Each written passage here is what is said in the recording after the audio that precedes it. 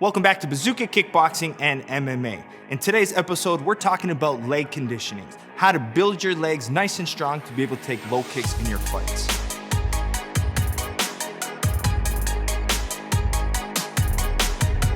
A big area of fighting that's often mislooked is our leg conditioning. Too many times we think about giving the damage to our opponents and not enough on can we take the damage ourselves. Especially in a big fight, if you give someone a nice hard low kick, a lot of times they're gonna come back and deliver some big ones back. So if you can't take them, then we have an issue. So in fighting, building strong body armor is really important. Whether it's the armor in our forearms to be able to take shots in the body, the same thing applies to our legs. Have to sit strong, build strong muscles, and be able to take the shots. In today's episode, I'm gonna give you 4 different ways that you have to condition your legs.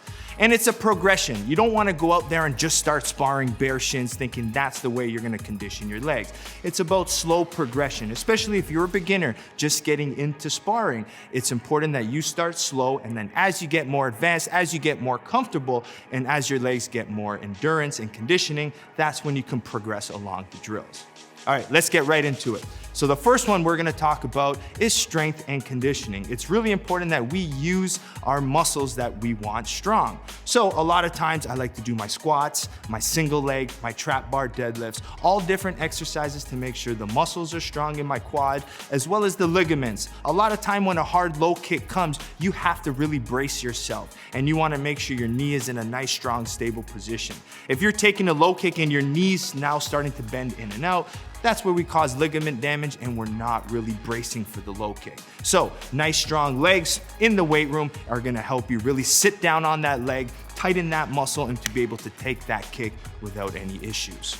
Now that you've built the muscles in the weight room, it's now to apply it more in a kickboxing setting. So we're gonna go back to my favorite way, and that is the low kick timing via the single pad. By using the single pad, you do have that little bit of cushion, but it still hurts the leg. It's a little bit of a slower conditioning drill. Even with my highest level fighters, I'm still using this drill on a consistent basis to make sure their legs are nice and strong.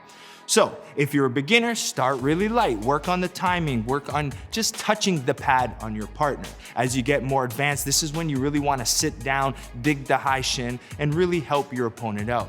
As you can see from the videos here, we like to do both sides, right? We wanna make sure we condition our left and our right side leg. This way, depending on which stance I'm in and I'm fighting in, or if my opponent's attacking my back leg, I'm gonna be conditioned. Traditionally, if I'm an orthodox fighter, okay, my left side is gonna be a lot stronger because I'm used to taking low kicks on the lead side. But when someone starts attacking my back leg, or when I go southpaw, that leg can't take as much damage. So this is why I need to really work it in the training room, so when it comes to fight time, and if my opponent's well experienced and they start attacking the other leg, I'm prepared with strong body armor. Okay, now that you've developed it and you've warmed up your legs with a single pad, now we're gonna do more realistic style fighting drills, which is gonna be drilling back and forth, but with shin guards, all right? With the shin guard now, you're using timing and consistency. So even when I'm working with my partner, I'm trying to hit my shin on that same part on my partner to help them develop that conditioning. Once that area is pretty sore, then I'll start moving up and down to condition the whole area of the leg. But it's important to start with the shin guards. This way you can practice different drills, and they can be any different drills. It's just drilling in general. This way you can practice on taking the legs. And a lot of coaches want you to block the low kicks in drilling, which yes, I recommend that at times too, when you're working on blocking and countering drills. But today's episode, we're talking about leg conditioning. So my team and myself today, we're actually taking the kicks on the leg to help strengthen it. All right? Now that you've developed the conditioning to be able to take the kicks via shin guards, now it's time to take the shin guards off. Now, it's very important that you develop the tolerance at this point. If you just go in there and you've never done bare shin conditioning, it's gonna hurt really bad, and it might keep you out of training for a week, 2 weeks, depending on how bad your opponent kicked your legs. So make sure you remember, you want to be able to train the next day.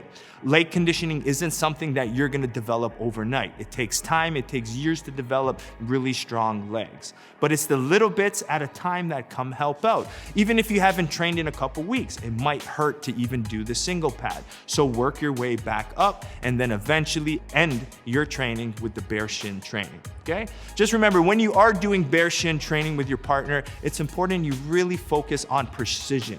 right? You don't wanna hit your shin on your opponent's elbows, hit their knees, and it's just dangerous that way, okay? So when you are doing the drills, make sure your partner's aware of what's going on and you and your partner get the training you want.